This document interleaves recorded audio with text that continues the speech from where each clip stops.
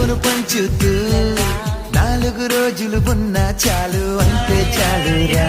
అలాగే నేనుంటాను, నా మది మాటే వింటుంటాను.